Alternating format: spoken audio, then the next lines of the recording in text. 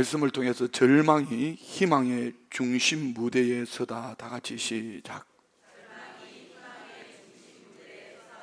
오늘 예배하는 여러분 모두에게도 혹 어떤 절망이 있다 할지라도 99의 절망보다 하나의 희망을 붙잡고 그 중심 무대에 세워질 수 있는 은혜가 있기를 원합니다.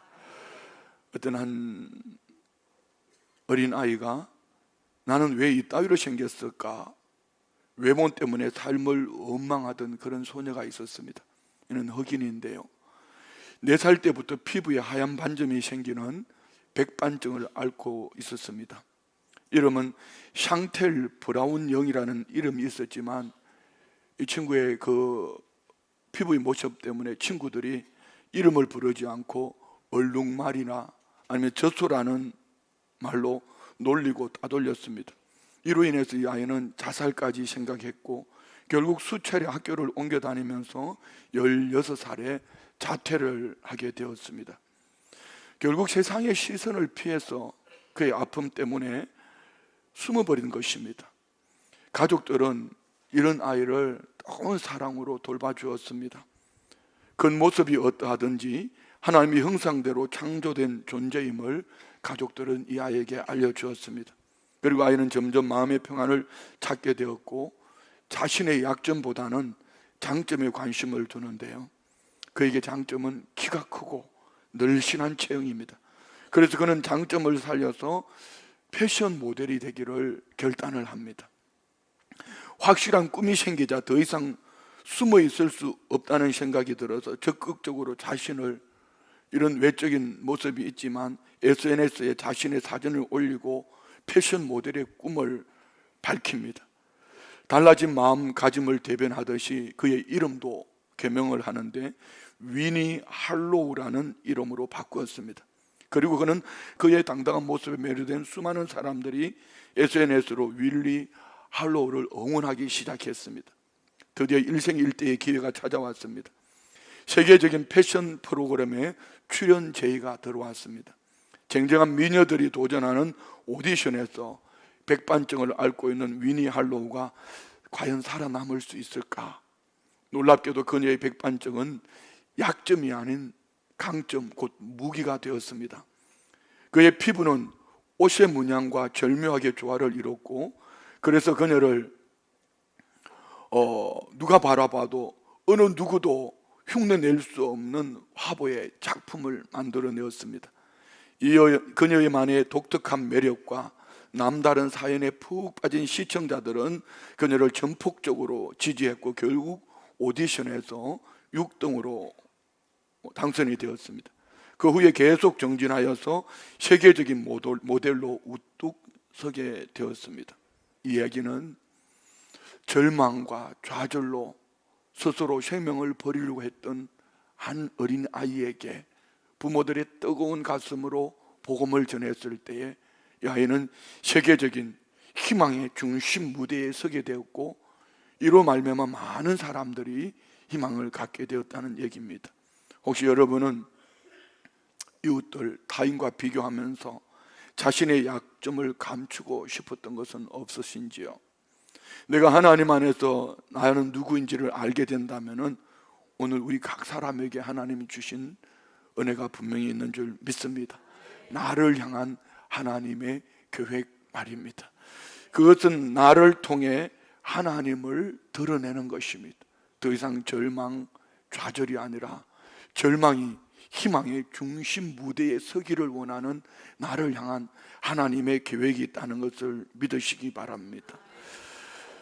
우리의 약함은 세상에서는 문제라고 말할지 모르지만, 내가 살아온 경험은 문제라고 말할지 모르지만, 하나님은 오히려 약할 때 강함이 되어서 이 약함이 하나님의 영광을 드러내는 축복의 통로가 될 줄 믿습니다.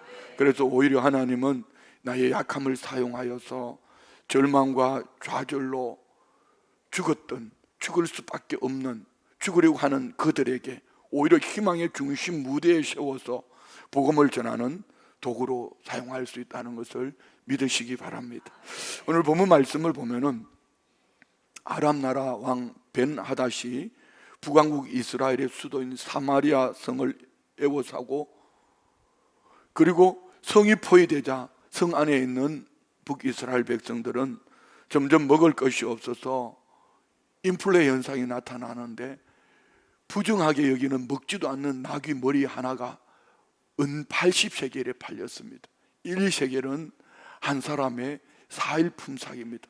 결국은 먹을 수 없는 나귀 머리 하나가 1년의 품삯을 치러야 살 수 있다는 얘기입니다. 결국 그들은 먹을 양식이 없어서 자식까지 잡아먹는 그런 지경에 이르게 되었습니다. 하루는 이스라엘 왕이 성 위를 걸어가는데 한 여인이 왕을 부릅니다. 왕이시여, 재판하여 주옵소서. 우리가 배가 너무 고파서 어제 내 자식을 이웃과 삶아 먹었는데, 오늘은 이웃의 자식을 삶아 먹기로 했는데 자식을 숨겨버리고 내놓지 않으니 이 어찌된 일입니까? 그리고 고함을 쳤습니다. 어떻게 자기 자식을 잡아먹는 비극이 왔을까? 왕은 탄식하면서 옷을 찢습니다. 이런 절망의 때에 하나님의 종 엘리사가 살고 있었습니다. 화가 난 왕은 사바시 아들 엘리사가 머리가 오늘 그 몸에 붙어 있으면 하나님이 내게 벌 위에 벌을 내리실지로다. 왕은 이 나라 이렇게 어렵게 처해진 탓을 엘리사에게 탓을 돌립니다. 그리고 엘리사를 찾아 죽이라는 것입니다. 엘리사는 장로들과 함께 집에 앉아 있는데 왕이 자신을 죽이고자 사람을 보낸 것을 알고 문을 닫으라고 명합니다. 그래서 문을 닫는데 사람들이 칼을 들고 와서 엘리사가 어디 있느냐, 어려움이 선지자의 책임이라며 엘리사의 목을 쳐 죽이겠다는 겁니다. 엘리사가 이렇게 말합니다. 여호와께서 이러시되 내일 이맘때에 사마리아 성문에서 고운 밀가루 한 쌀을 한 shekel로 매매하고 보리 2쌀을 한 shekel로 매매하리라. 곧 하나님의 말씀을 선포했습니다. 이 말에 왕의 장관이 여호와께서 하늘에 창을 내신들 어찌 그런 일이 있으리오라고 말하며 말도 안 되는 소리라고 말하지 말라고 말합니다. 엘리사는 네가 내 눈으로 보리라, 그러나 그것을 먹지는 못하리라고 선포합니다. 사마리아 성 안에는 더 이상 희망이 없었습니다. 자기 자식을 잡아먹는 지경에 이르렀으니 여기에 무슨 희망이 있었겠습니까? 그러나 우리 삶에는 항상 희망과 절망이 공존합니다. 한 손에는 절망이, 한 손에는 희망이 부추길 때에 우리가 절망의 손을 붙잡고 절망으로 치다가 좌절하고 절망하다가 무너질 것인가?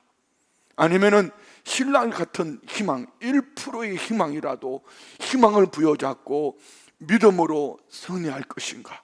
이 희망으로 중심 무대에 세워질 것인가? 이는 우리의 선택의 몫입니다. 오늘 말씀을 통해서 3가지로 절망이 희망의 중심 무대에 서기 위해서 우리에게 꼭 필요한 3가지는 무엇일까?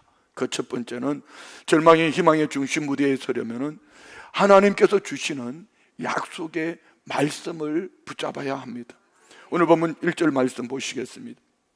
엘리사가 이르되 여호와의 말씀을 들을지어다.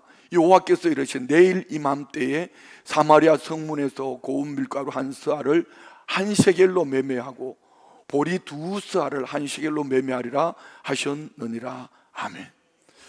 하나님은 절망 가운데 있는 자기 백성들을 위하여서 기적 같은 역사를 이룰 것을 하나님은 계획하시고 하나님의 신실한 종 엘리사의 마음에 그 감동을 주셨습니다.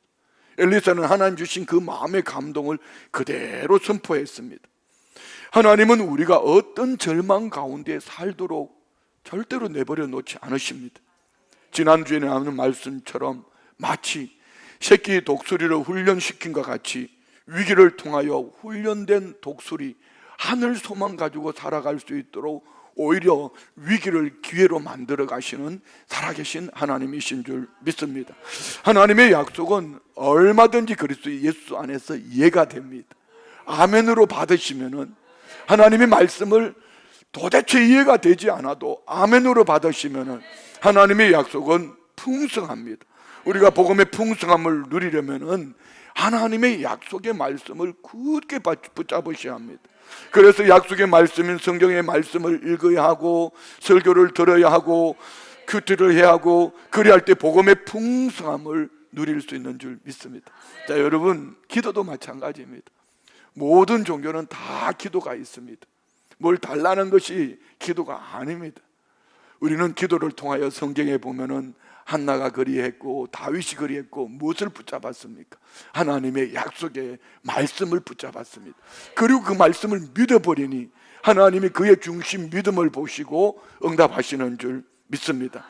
기록되어져 있는 하나님의 말씀이 내가 기도할 때에 하나님께서 내게 주시는 약속을 받아내는 것, 들었던 말씀이 내가 기도할 때에 깨달아져서 그 약속의 말씀을 받아내는 것, 이것이 마음으로 받는 기도의 응답입니다. 그리고 마음으로 받은 이 기도의 응답을 눈으로 보기까지 약속의 말씀을 붙잡고 믿음으로 인내하며 살아낼 때에 하나님은 약속의 말씀을 믿음으로 바라보며 나아가는 저와 우리를 통하여 약속하신 그 말씀을 이루어 주시는 줄 믿습니다. 그렇습니다. 응답은 그 약속을 믿음으로 살아갈 때에 응답을 눈으로 보는 역사가 나타날 줄 믿습니다. 우리 교회가 지금 큐티로 활성화되어져 가고 있는데, 큐티가 무엇입니까? 오늘 내가 읽는 말씀 속에서, 듣는 말씀 속에서 내게 주시는 레마의 말씀으로 주시는 그 말씀을 받아내는 것이 큐티 아닙니까? quiet time 묵상 말입니다. 큐티를 했으면은 그 큐티의 말씀을 가지고 살아가는 것이 중요한 것이지, 큐티 말씀을 잘 적용해서 나누고 누구인가, 물론 절대적으로 나눠야 합니다. 나눔이 없는 큐티는요 활성화가 되지 않습니다. 그러나 누구에게 보이기 위해서 잘 쪼개고 잘 나누는 것이 큐티가 아니라, 나누었던 그 말씀을 내 마음 중심에 가지고 살아낼 때에 그 약속의 말씀을 하나님은 반드시 성취하시는 줄 믿습니다. 내가 읽는 말씀으로, 큐티 말씀 속에서 적용되어진 말씀을 가지고 오늘이라는 이 날을 내가 살아낼 때에 이것이 복음의 능력이 될 줄 믿습니다. 오늘 우리 안에 이 복음이 있기를 원합니다.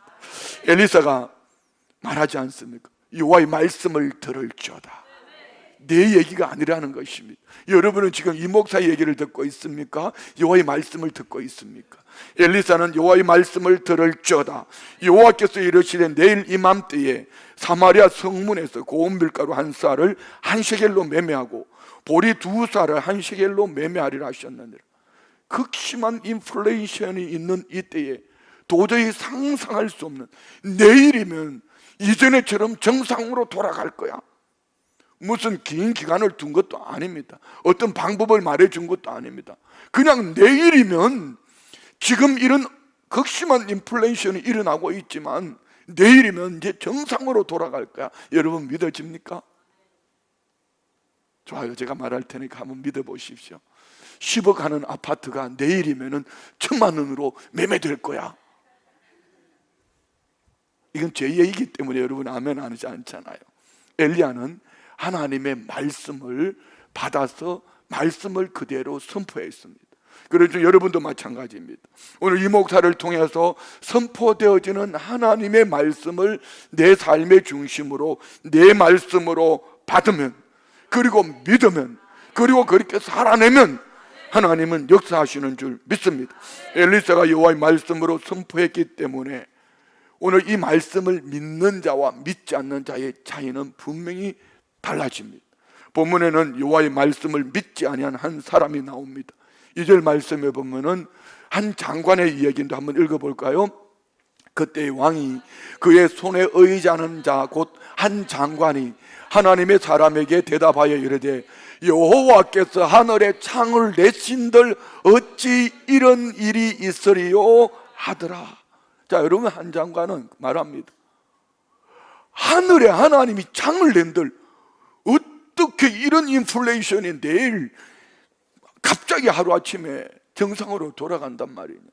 이는 사람의 이야기로, 그의 살아온 경험으로, 그가 알고 있는 지식으로 하늘에 창이 열려도 있을 수 없는 얘기라는 것입니다. 그러나 엘리사는 이의 말 앞에 네가 그렇게 말하니 네 말대로 될 거야. 네가 내 눈으로 보리라. 그러나 그것을 먹지는 못하리라. 그의 결국은 어떻게 되었을까요? 17절 말씀 봅시다. 왕이 그의 손에 의지하였던 그의 장관을 세워 성문을 지키게 하였더니 백성이 성문에서 그를 밟음에 하나님의 사람의 말대로 죽었으니 곧 왕이 내려왔을 때에 그가 말한 대로라. 무슨 얘기입니까? 4명의 나병 환자가 전해준 아람 진영에 먹을 양식과 풍성이 넘쳐나는 곡식이 있다는 얘기를 듣고 그 백성들이 막 뛰쳐나갈 때 왕이 한 장관을 문지기로 세웠는데 그 장관은 뛰쳐나가는 사람들에 의해서 그의 입의 말 그대로 밟혀 죽었더라. 눈으로 보기는 보았지만 듣기는 들었지만 그는 그것으로 먹지도 못하고 죽음으로 끝나버린 것입니다. 성경은 말씀합니다. 내 입의 말이 내 귀에 들린 대로 내가 시행하리라. 여러분 입에 어떤 말을 하고 사시는지. 날마다 죽겠다는 사람은 죽을 일만 생깁니다. 그러나 순복음 춘증의 성도들은 살겠네 하고 외치고 살기 때문에 날마다 살 일들만 생겨나는 줄 믿습니다. 자, 20절 말씀 한번 보십시오. 이 한 장관에 대한 결론입니다. 그의 장관에게 그대로 이루어졌으니 곧 백성이 성문에서 그를 밟음에 죽었더라. 그대로 이루어졌다는 얘기는 뭐죠? 그가 하나님의 말씀을 믿지 아니하는 자기 생각을 말하니 자기 생각대로 되어서 죽었더라, 이런 얘기입니다. 여러분의 생각 속에 내가 살아온 경험, 지식, 내가 가지고 있는 방법이 아니라 하나님의 약속의 말씀이 심령 속에 가득 채워지기를 축복합니다. 오늘 말씀을 듣는 가운데 여러분도 절망을 던져버리고 희망을 붙잡으십시오. 희망은 하나님의 말씀입니다. 이 희망이 중심 무대에 세워지기를 주의 이름으로 축원드립니다. 두 번째, 절망이 희망의 중심 무대에 서려면은 분별력과 결단력을 가지고 절망을 버리고 희망을 선택하셔야 합니다. 오늘 본문에 보면 4병의 나병 환자들이 나옵니다. 여러분, 이런 사마리아 성 안에 있는 이들이 이런 절망 속에 있다면은 성 안에서 공급해주는 음식을 먹고 있는 버림받은 나병 환자들, 상처투성이 나병 환자들, 살찜이 썩어 문드러져가는 나병 환자들은 어땠을까요? 몸으로, 마음으로, 삶으로 절망밖에 없습니다. 살 소망이 없습니다. 그렇지만 3절에 그들은 이렇게 말씀합니다. 성문 어귀에 나병 환자 4사람이 있더니 그 친구에게 서로 말하되 우리가 어찌하여 여기 앉아서 죽기를 기다리려. 우리가 어떻게 이 절망을 붙잡고 여기서 죽겠냐는 것입니다. 우리에게 희망이 없냐는 것입니다. 한날 같은 희망, 신날 같은 희망도 없냐는 것입니다. 그러면서 그들은 희망을 이렇게 선포합니다. 4절 말씀 봅시다. 만일 우리가 성읍으로 가자고 말한다면 성읍에는 굶주림이 있으니 우리가 거기서 죽을 것이요 만일 우리가 여기서 머무르면 역시 우리가 죽을 것이라. 그런즉 우리가 가서 아람 군대에게 항복하자. 그들이 우리를 살려두면 살 것이요 우리를 죽이면 죽을 것이라고. 여러분 한번 상상해 보십시오. 아람 나라 베나닷이 북이스라엘을 포위하고 이들을 무찌르려고 왔는데 성 밖에 버려진 4명의 나병 환자에게 과연 아람 나라 사람들이 도와준다고 생각이나 할 수 있을까요? 그런데 그들은 성 안에 저렇게 사람들이 굶어 죽어가고 있으니 여기에는 희망이 없다.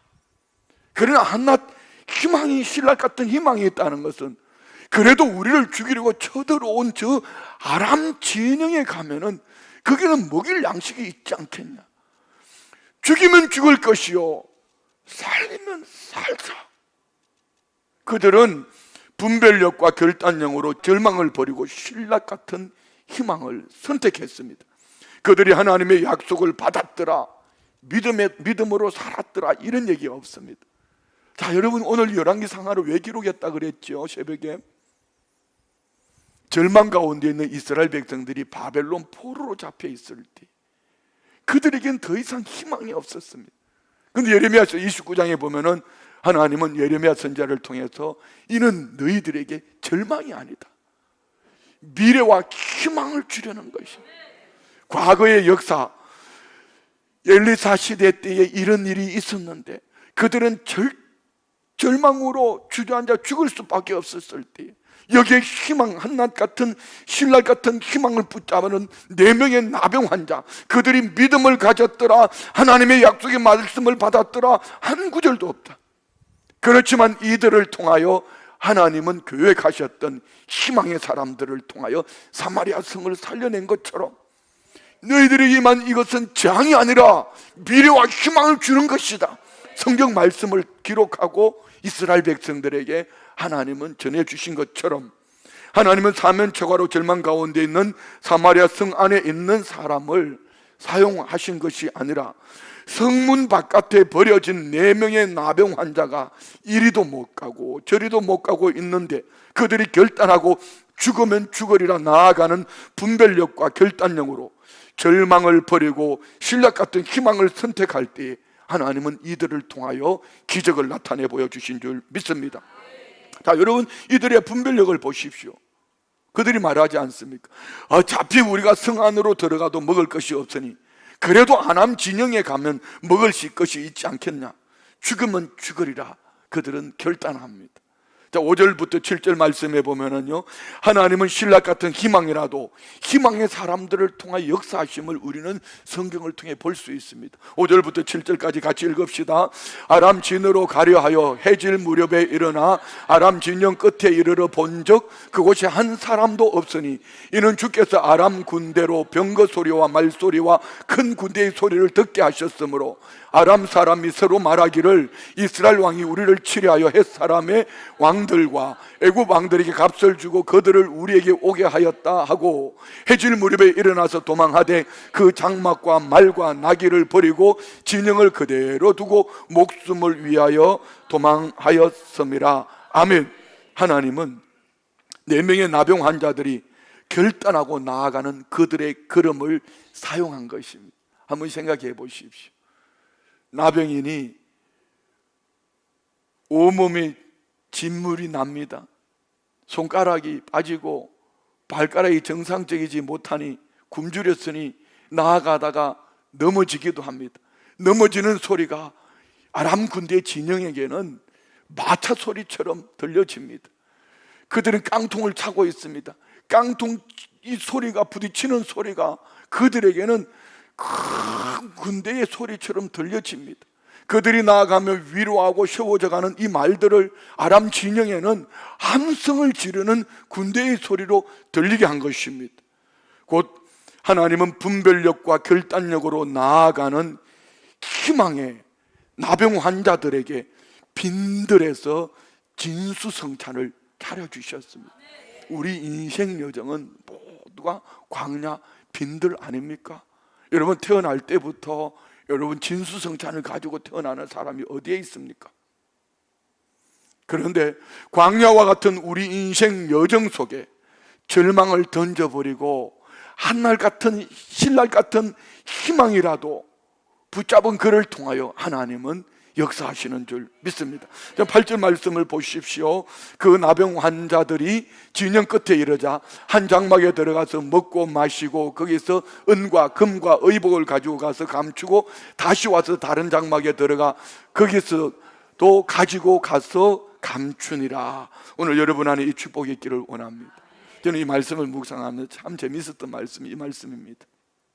아람 군대가 한번 상상해 보십시오. 해가 뉘어져 가는데 해질 무렵 저녁 밥상을 잘 차려놓고 밥을 먹으려 하는데 갑자기 어디서 큰 군대의 소리가 들립니다. 마차 소리가 들립니다. 군대의 함성 소리가 들립니다. 그래서 아람 진영 안에는 큰일 났다, 이거 북이스라엘이 주변 나라들과 연합군을 조직해서 우리를 치러 오는구나 하고 잘 차려놓은 밥상을 내던져버리고 혼비백산하여 알몸으로 도망을 가버립니다. 여러분 상상해 보십시오. 너무 놀랍지 않아요? 시간이 있으면 예화를 하고 싶은데 그래도 한번 할까요? 예, 전두환 대통령 시절에요, 참 어려운 때가 있었습니다. 그래서 배 짜는 이런 공장을 하는 분들이 절망이 되어서 망하게 되었습니다. 그래서 도산을 하고 외국으로 도망을 가버리고 다 도망을 가는데 한 분이 주일학교 교사를 하는 분이 이도 도망을 가자고 주변 사람들이 함께 근무를 합니다.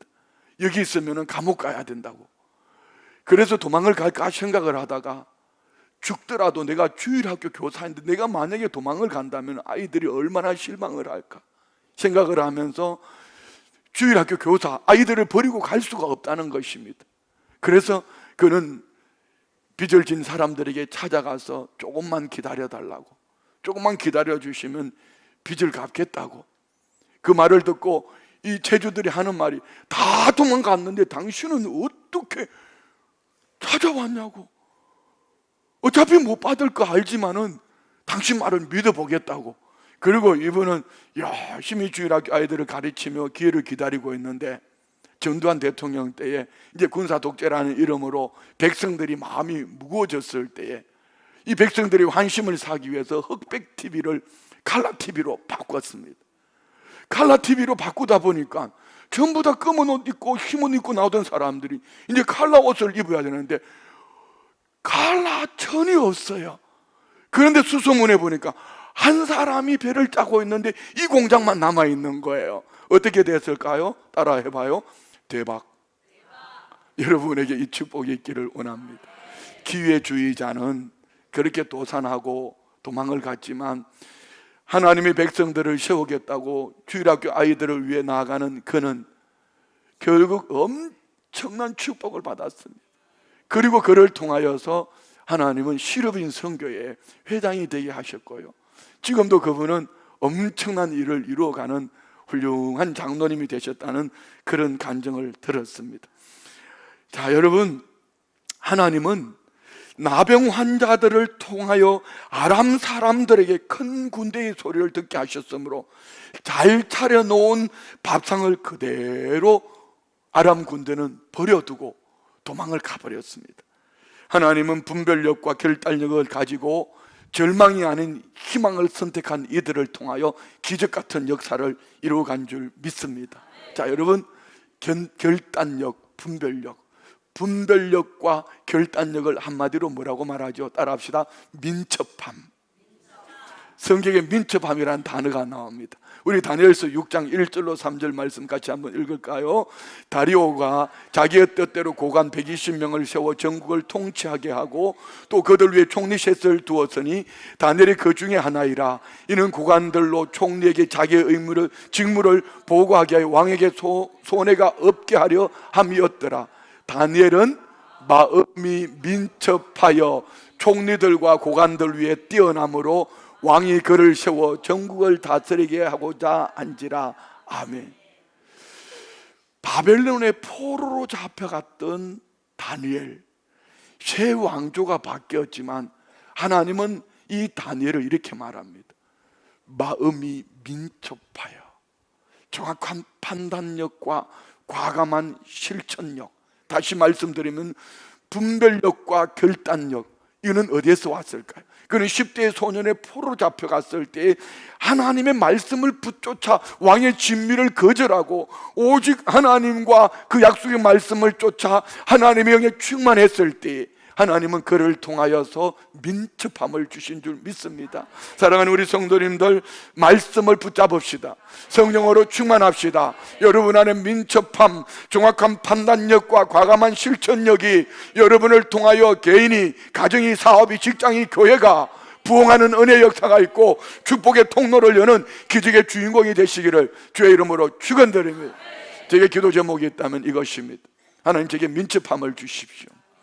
정확한 판단력과 과감한 실천력, 방향을 설정하고 믿음으로 결단하고 나아갈 때 말입니다. 오늘 우리 모두의 있기를 주의 이름으로 축원드립니다. 마지막으로 절망이 희망의 중심 무대에 서려면은 나만이 아닌 이 복음을 흘려내려 보내야 합니다. 9절 말씀 봅시다. 나병 환자들이 그 친구에게 서로 말하되 우리가 이렇게 해서는 아니 되겠도다. 오늘은 아름다운 소식이 있는 날이거늘 우리가 침묵하고 있도다. 만일 밝은 아침까지 기다리면 벌이 우리에게 미칠지니 이제 떠나 왕궁에 가서 알리자 하고. 무슨 얘기입니까? 그들은 큰 부자가 되었습니다. 버림받은 그들이 하루아침에 큰 부자가 되었습니다. 잘 먹고 잘 살게 되었습니다. 세상 사람들은 흔히 이것을 축복이라고 말합니다. 그러나 오늘 본문의 사건이 만약에 여기서 멈추었다면 절대로 성경이 될 수 없었을 것입니다. 진정한 여러분의 축복이 무엇입니까? 여러분 무엇 때문에 일하시는지요? 무엇 때문에 공부하시는지요? 무엇 때문에 높은 자리에 올라가야 되고 더 공부를 많이 해야 되고 더 돈을 많이 벌어야 되고 더 많은 것을 가져야 되는지요? 오늘 이 4명의 나병 환자들은 한참 먹고 마시고 즐기다가 갑자기 불현듯 하나의 생각이 떠올라 심장을 꽉 찔러옵니다.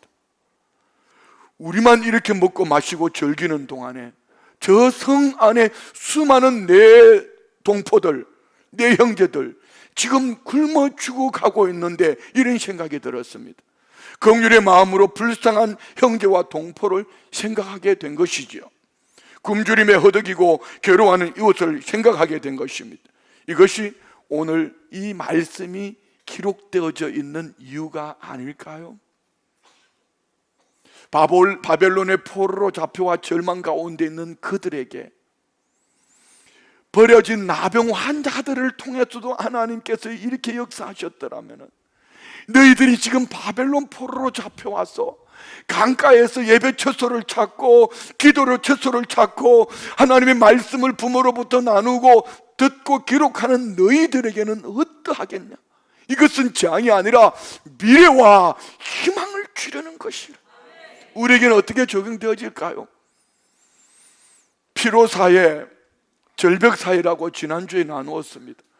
피로사회, 절벽사회임에도 불구하고 주일날 여러분 이렇게 나오셔서 예배하고 기도하며 하나님의 은혜를 사모하는 여러분을 하나님은 보시고 오늘 4명의 나병 환자들을 통하여 기적을 이루신 것처럼 바벨론 포로로 잡혀가 있는 이들에게 너희들에게 재앙이 아니라 미래와 희망을 주는 것이라 말씀하신 것 같이 하나님은 우리에게도 주시는 말씀인 줄 믿습니다. 그들은 이렇게 말합니다. 우리가 이렇게 해서는 안 되겠도다.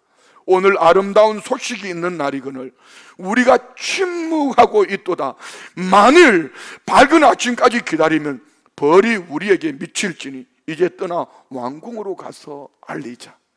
성 안에 있는 내 형제, 내 동포가 굶어 죽어가고 있는데 우리만 이렇게 먹고 마시고 감추고 즐기고 있으니 이렇게 우리가 무관심한 행동으로 이웃을 등지고 외면하며 내일 아침까지 계속된다면 벌이 우리에게 미칠 거야. 일어나자.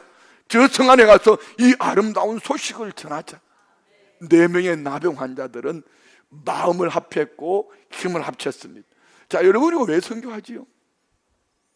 왜 전도합니까?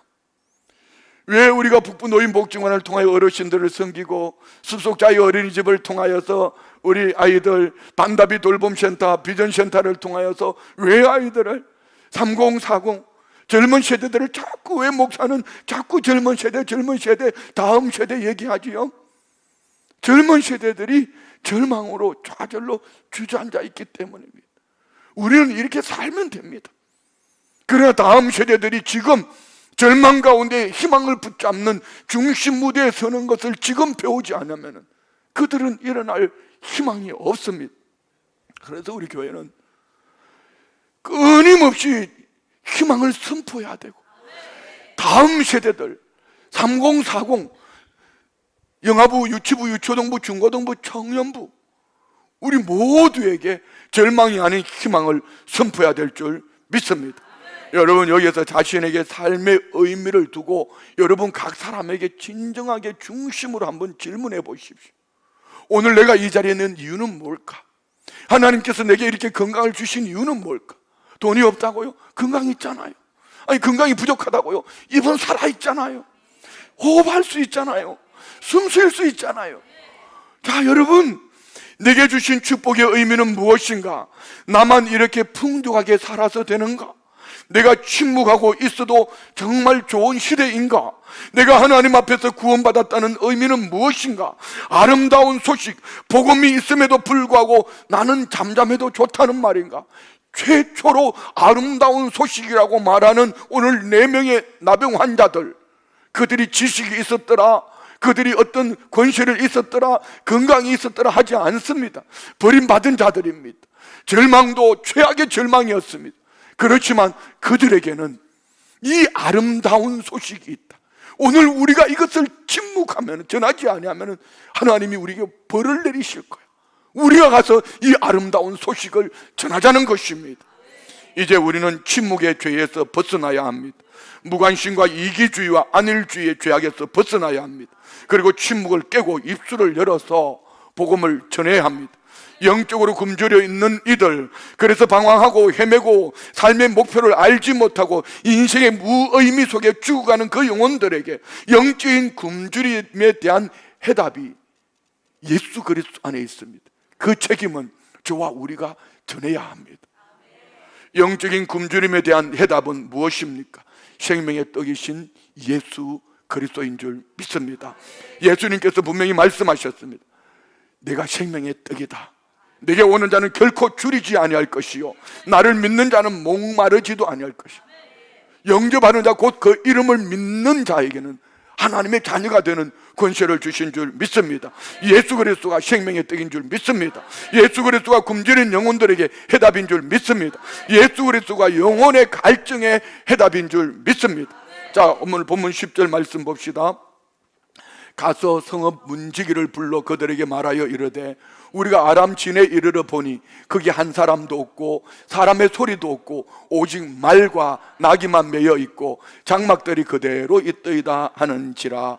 아멘. 복음은 항상 풍성합니다. 문제는 내 마음입니다. 내 마음에 겨우 쥐어짜듯이 하면 될까 안 될까 일을 할 때 여기에 문제가 있는 것입니다. 요한복음 4장에는 구원의 생수가 나옵니다. 요한복음 7장에는 선한 영향을 끼치는 강수가 나옵니다. 여러분 어떻습니까? 복음은 공부를 많이 해서 지식을 전하는 것이 아닙니다. 복음은 전할 때에 능력이 나타나는데, 복음은 따라합시다. 내가 들은 대로, 내가 받은 대로, 내가 본 대로, 내가 깨달은 대로 전하는 것이다. 아멘. 여러분은 예수님을 어떻게 믿습니까? 여러분은 예수님을 어떻게 만났습니까? 내가 만난 예수님을 본 대로 받은 대로 깨달은 대로 전하는 것이 전도입니다. 그런데 가끔 목사님 나는 전도를 못해요. 이는 아직 예수님을 만나지 않았다는 얘기입니다.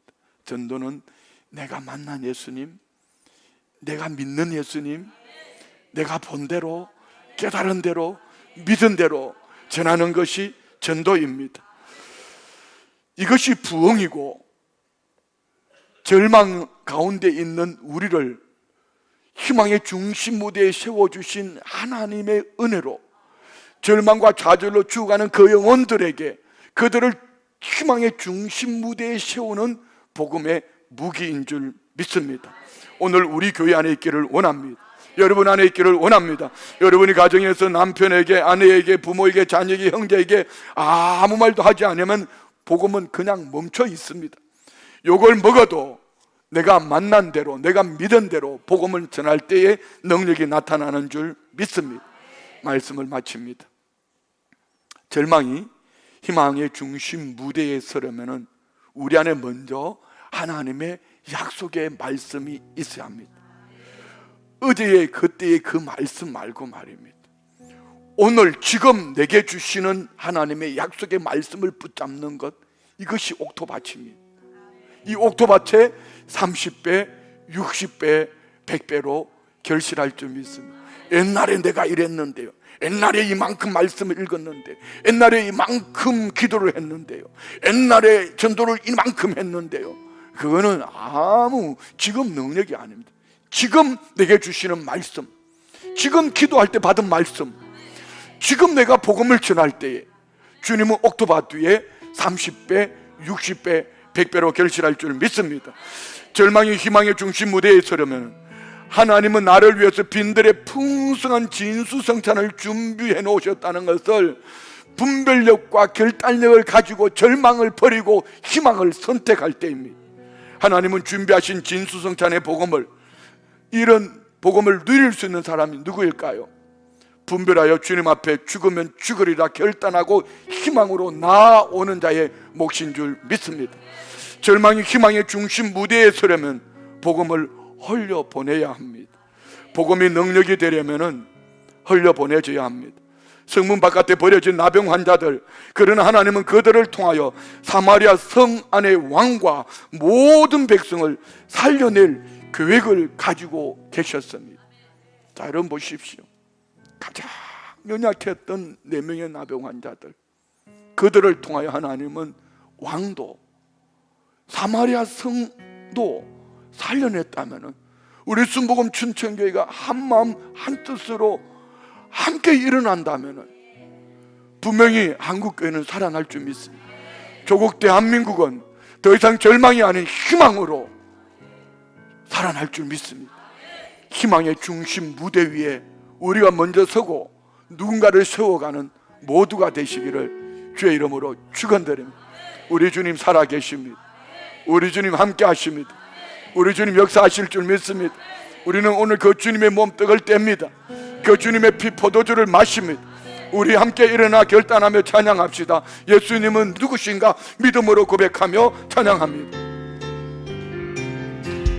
예수님은 누구신가 오른 자의 위로와 전한 자의 높음과 다빈 자의 노인 되고 우리 기쁨 되시. 예수님은 누구신가? 예수 약한 자의 강함과 약한 자의 강함과 눈먼 자의 빛이시며 병든 자의 고침과 죽은 자의 부활되고 우리 생명 되시네.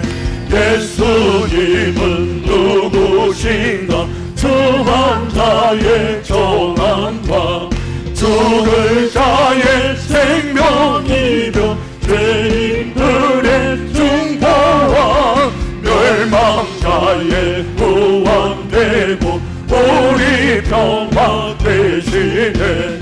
예수님은 누구신가? 온 교회의 머리와 온 세상의 구주시며 모든 왕의 왕이요 심판하실 주님 되고 우리 영광 되시. 다 같이 말씀을 생각하며 합심으로 기도합니다. 좋으신 아버지 하나님,